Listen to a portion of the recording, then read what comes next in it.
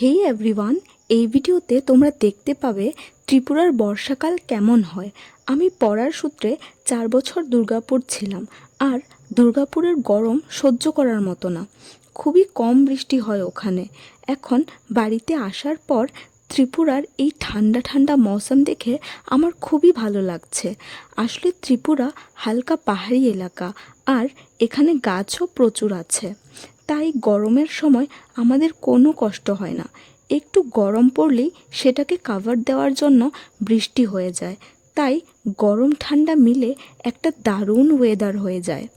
আমার সন্ধেবেলা কিছু ক্রিস্পি স্পাইসি খাওয়ার ইচ্ছা করছিল, কিন্তু আমার হাতে এই দুধের গ্লাসটা ধরিয়ে দিল। কিছু করার নেই, এটাই খেতে হবে এখন। তোমাদের সাথে আবার দেখা হবে অন্য ভিডিওতে। বাই।